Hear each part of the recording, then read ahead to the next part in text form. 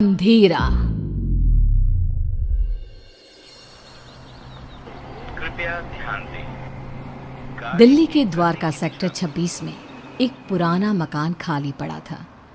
आसपास के लोगों का कहना था कि 5 साल पहले मकान में रहने वाला खुराना परिवार रातों रात अचानक गायब हो गया और फिर कभी कोई उस घर में रहने नहीं आया।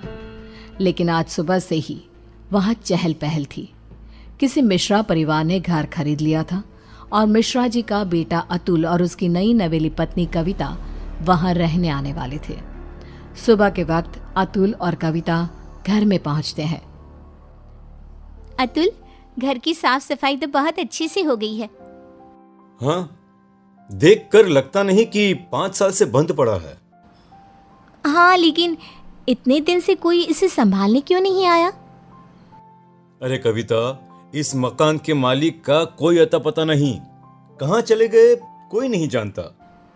तो फिर आपने घर को किससे खरीदा? मकान मालिक के कोई दूर के रिश्तेदार हैं, बहुत कम पैसों में बेच रहे थे तो मैंने खरीद लिया। जानती हो ना, दिल्ली में जमीनों के भाव कितने हो गए हैं। हाँ, लेकिन कोई गड़बड़ तो नहीं है ना? नहीं बाबा, ऐसा कुछ नहीं है। अतुल बाथरूम में नहाने जाता है और कविता किचन में। तभी उसके हाथ से स्पून गिर जाती है। जैसे ही कविता स्पून उठाने के लिए नीचे झुकती है, उसे किचन की शेल्फ के नीचे किसी की आंखें नजर आती है। कविता चीख कर बाहर की तरफ भाग आती है। अरे कविता, कविता क्या हुआ? अरे तुम ऐसे चिल्ला क्यों रही थी? क्या हुआ? वहाँ अलमारी के नीचे कोई है। अतुल नीचे झुक कर देखता है और घबरा के पीछे हट जाता है। मैंने कहा था ना, कुछ है वहाँ पर। अतुल, चलो हम यहाँ से चलते हैं। तुम भी ना कविता, वहां कॉकरोच है और कोई भूत नहीं है। एंड आई नो तुम्हें कॉकरोच से कितना डर लगता है। अतुल, मैं सच कह रही हूँ, वहाँ कॉकरोच नहीं बल्कि कुछ और था। किसी की आंखें। मुझे डर लग रहा है, मैं यहाँ नहीं रह सकती। अतुल कविता की बात नहीं सुनता और रात होने की वजह से कविता को सोने के लिए कहता है। डर की वजह से कविता को नींद नहीं आ रही थी। तभी उसकी नज़र कमरे की छत पर लगे फैन के पास एक मकड़ी पे जाती है। वो मकड़ी को देखने लगी। देखते ही देखते कविता को एहसास होता है कि मकड़ी का आकार बढ़ता जा रहा है। कविता घबरा कर चीखने की कोशिश करती है, पर तभी वो देखती है कि मकड़ी एक डरावनी शक्ल में बदल गई। अतुल, उठो, वो देखो। क्या हुआ कविता? तुम ठीक तो हो ना? क्या हुआ? वो देखो अतुल, वो कौन है? एक छोटी सी मकड़ी, और कौन? इस घर में कुछ अजीब है अतुल, हमें यहाँ नहीं रहना चाहिए। ऐसा कुछ नहीं है, बेकार में डर रही हो तुम। अगली सुबह ब्रेकफास्ट के टाइम पर। कविता, आज मैं ब्रेकफास्ट नहीं कर पाऊंगा, मुझे बहुत देर हो गई है। प्लीज अतुल, कुछ तो खा लो। देखो, मैंने नाश्ता टेबल पर लगा दिया है। प्लीज कविता, तुम फ्रिज में रख दो, मैं निकाल कर खा लूंगा शाम को, ठीक है? Okay, bye. अतुल ऑफिस चला जाता है और कविता किचन में काम करके जैसे ही बाहर निकलती है तो देखती है कि डाइनिंग टेबल पर एक बुजुर्ग औरत और एक आदमी बैठ के ब्रेकफास्ट कर रहे थे। कविता ये देखकर खौफ से भर जाती है। कौन है आप लोग और यहाँ क्या कर रहे हैं? अतुल, बचाओ। क्यों डर रही हो बेटा? मैं इस घर का मालिक हूँ, रंजीत खुराना।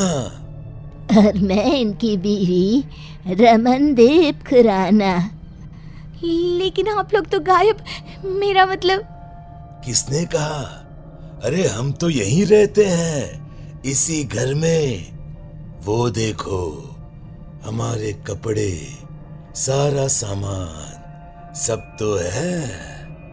लेकिन बेटा, जब से तुम आई हो ना, हम बड़े खुश हैं। अकेले पड़ गए थे ना। कविता ने चारों तरफ देखा और वो हैरान रह गई कि घर में खुराना और उसकी बीवी के कपड़े और सामान नजर आ रहा था। कविता घबराहट की वजह से दरवाजे की तरफ बढ़ती है ताकि वहां से बाहर जा सके। तभी एक यंग औरत उसके सामने आ जाती है। कहाँ जा रही हो? मेरे मम्मी पापा ने कहा ना कि वो अकेले हैं, उनका ख्याल कौन रखेगा? कौन है आप सब? कौन है? जाने दीजिए मुझे। मैं इनकी बेटी हूँ ना, क्या करूँ? मैं तो मरने के बाद इनका ख्याल रख नहीं सकती। अब तुम्हें ही ये काम करना होगा ना। हेल्प, कोई बचाओ मुझे। कविता भागती है और अपने कमरे में जाकर एक कोने में बैठ जाती है। पूरा दिन वो एक जगह बैठी रहती है।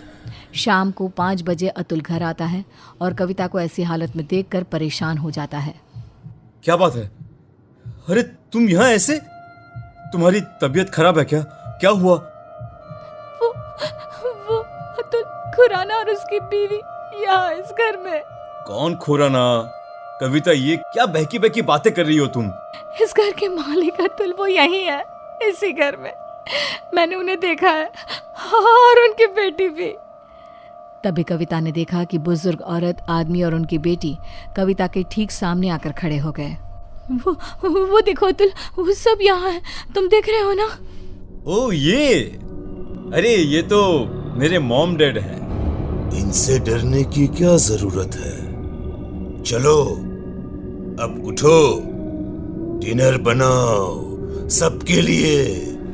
और सुनो, मम्मी पापा को इंसानों का मांस बहुत पसंद है, तो वही पकाना। क्या कहा तुमने? तुम्हारे मम्मी पापा? लेकिन तुम अतुल मिश्रा मेरे पति हो, और ये खुराना, और ये क्या मजाक है? इंसानों का मांस? कौन हो तुम? ओह अच्छा, तुम्हारा पति। तुम उसकी वजह से परेशान हो। रुको। अतुल पीछे पलट कर देखता है और फिर जैसे ही वो कविता की तरफ पलटता है, कविता ने देखा कि उसका चेहरा पूरी तरह से बदल गया था और अब वो किसी भेड़िए की तरह नजर आ रहा था। कौन हो तुम? मेरे पति कहाँ है? क्या किया तुमने उसके साथ? अतुल ने रूम की छत की तरफ इशारा किया। कविता ने देखा कि अतुल का शरीर रूम की छत पे चिपका था। वो मर चुका था। अतुल कोई बचाओ। अब कुछ नहीं हो सकता। जानती हो, ऐसे ही उस रात हम सबको मार के छत पे लटका दिया गया था। क्या गलती थी हमारी और मेरे परिवार की? यही इसी फैन के पीछे हमारी डेड बॉडी छुपा दी गई, फॉल सीलिंग करवा के, ताकि किसी को पता ना चले। हम सब यहाँ कैद हैं। लेकिन तुमने मेरे पति को क्यों मारा? उससे तो मरना ही था, क्योंकि उसके बाप ने, जो कि एक कॉन्ट्रैक्टर है, इस घर को हड़पने के लिए ये सारा खेल रचाया था। उसकी सजा तो मिलनी ही थी। मुझे जाने दो। मैंने तुम्हारा क्या बिगाड़ा? नहीं, अब तुम हमेशा के लिए यहाँ कैद हो। हमारी भूखी तड़पती आत्मा को संतुष्टि करने के लिए एक जिंदा इंसान का इस घर में होना जरूरी है। और अब से ये काम तुम करोगी। किसी को पता नहीं चलेगा कि तुम कभी यहाँ आई भी थी।